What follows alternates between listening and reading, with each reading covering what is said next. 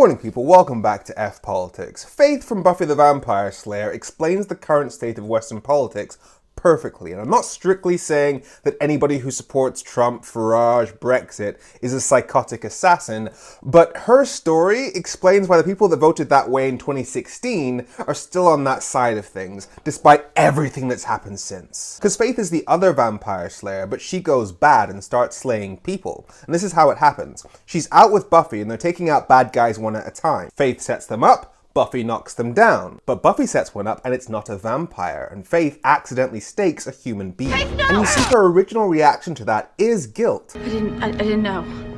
I didn't know. And there's still a bit of that guilt left the next morning when she tries to scrub her clothes clean, but when Buffy makes her confront that guilt, she has this reaction. It's nothing to talk about. I was doing my job. And that's true, she was trying to do something good. She was trying to make the world around her better, but it happened to go the wrong way. She was a good person who made a decision for the right reasons, but it had bad consequences. But instead of facing that guilt and accepting that she did something wrong, she didn't have the emotional maturity to face up to the fact that her actions didn't match her morality, and so she bent her morality around her actions. Faith, you don't get it.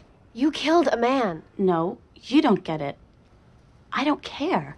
She told herself that killing people was okay, and so she did a lot more of that. And in the UK in 2016, the people of the UK had been financially struggling for the best part of a decade. The government choosing to tighten the purse strings on the basic support that people needed was costing lives. And the same Prime Minister who was thrusting millions of people into poverty then told them to vote in that referendum for things to say the same. And so millions of people, including some that I met personally on the streets, voted for Brexit as a way of saying no to David Cameron and no to the poverty that he was inflicting on them. They were doing what they believed would make the world around them better. And unfortunately, due to a lack of emotional maturity, when their actions in 2016 led to the poverty of millions getting worse and costing lives in the NHS during a pandemic, rather than accept that they'd done something wrong, they have bent their morality completely out of shape in order to make it compatible with the narrative that they were always on the right side of history. Because after all, they were good people when they voted in 2016. And I imagine a lot of working class people in America saw Trump as their last hope when things didn't get better for them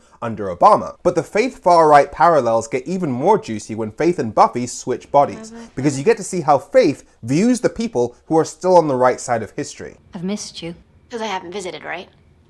I knew it. She thinks the supposedly good people are just being fake, that they're just as immoral and uncaring as she is. Which is an important point about bad people, by the way, because most bad people don't think they're bad people, they just think that everybody else would do the same thing in their situation. And that's kind of how the right views us, that anything we do that's good is just us virtue signaling or performing political correctness for the sake of it. She even makes fun of that performance in the mirror. You can't do that. It's wrong. Because it's wrong. Because it's wrong. It's why I often say that you should never feel jealous of bad people, even if it looks like they're doing well. Because they live in a world where they believe that everybody else is just as cold-hearted as they are. So from their perspective, nobody around them really cares about them. Which is a much darker world than the one that you and I live in, and you can see that in how she reacts to making love to Buffy's boyfriend. I love you. She's not used to that level of emotional connection. She doesn't trust it. What do you want from her? She assumes he must want something from her. This is meaningless. You're shaking.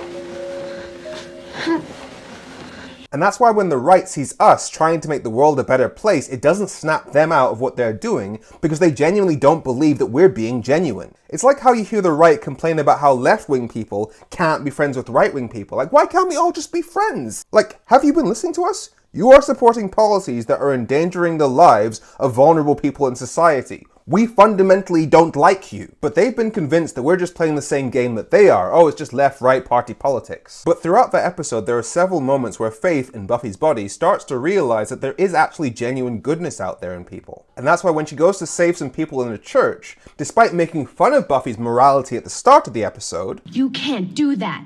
It's wrong. she says this with all sincerity. You're not gonna kill these people. Why not? Because it's wrong. So when Buffy arrives in Faith's body, she takes a look in the mirror and doesn't like what she's become. You're nothing. Disgusting. Murderous bitch. You're nothing. You're disgusting. And so she fully accepts the fact that she must just be bad, and that there's no way out for her now because she's gone too far. Which is the position that a lot of Trump and Brexit voters must find themselves in. Like, can you imagine waking up in the body of a Trump or a Brexit voter who'd been arguing that those things would be good for the country for years? Like, even if the day came where you realized you were on the wrong side of history, how would you come back from that with your friends, your family, your co-workers? And that's why so many of them are just leaning into it, no matter how far to the right go. Like Steve Bannon, the original Elon Musk from 2016 at Trump's right hand. He once said that they should take being called racist as a badge of honour. In the UK, Conservative MPs and Nigel Farage were at a dinner where the entertainment was singing, "So I guess we're all racist now." And as I've discussed before, they don't actually care whether they're racist or not, it's just a game to them, but they know how they're perceived. And their voters are just being dragged further and further into the mud by association. Because since 2016, the way we've talked about politics, how you vote, hasn't really been a thing that you do, it's what you are. You're a Remain voter, you're a Leave voter, you're a Trump voter, you're a Clinton voter. So these labels are getting incredibly hard to shake off, and Faith, she can't take it anymore, and she tries to get Angel to end things for her. I'm evil! I'm bad! I'm evil! You hear me? I'm bad! Angel, I'm bad! I'm bad! You hear me? I'm bad!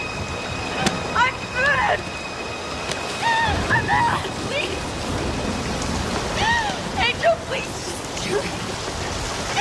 Just kill me! Just kill me!